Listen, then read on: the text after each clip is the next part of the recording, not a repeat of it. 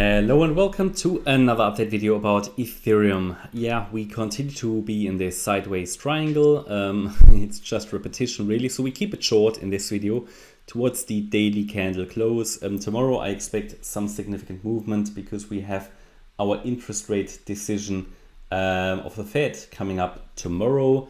So until then, it might continue to just move sideways a bit. That has been my expectation already since the weekend, that we see first of all weekend sideways action and then maybe a continued sideways action until we get the interest rate decision.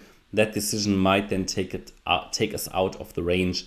The range is currently between 1963, which is the upper boundary line of the range, and then at the lower end we talk about 1790.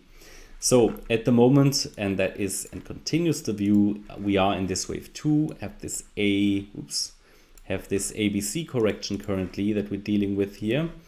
A wave down, B wave up, and C wave down. And in the B wave, this is where we are currently, we could have a triangle, so the B wave as a triangle, or we see a little bit of a higher B wave before we come down. But in both scenarios, I would primarily expect price to head down a little lower in this C wave. And relevant support is between 1533 and 1754. With 1663 in between. So from that point of view, we can zoom in now. The higher B wave, so if we break above 1963, we probably get that higher B wave all the way up to $2,067. A break to the downside would just trigger that C wave that we're waiting for anyway. Yeah? And on the lower time frame, we are watching here for this triangle.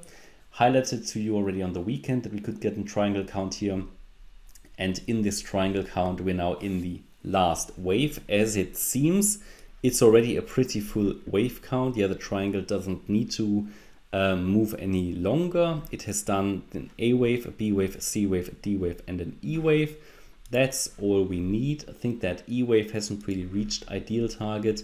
So how do we measure the targets for example, an E wave? Again, we take the length of the C wave, go to the low of the D wave, and then we have that $1,900 level as a relevant target for an E wave. Yeah, it's just a level to watch, not necessarily the most reliable target, but when you have these triangles, oftentimes Fibonacci relationships in these triangles,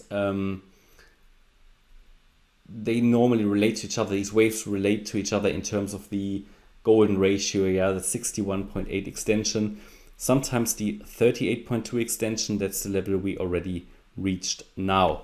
But yeah, these are just levels to watch. They are not super reliable, but again, they are sort of guidelines that certainly can give you an edge if you know what you have to look for.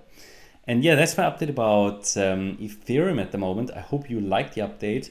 If you did, please hit the like button, leave a comment and subscribe. And if you really like the content, then please check out the channel membership.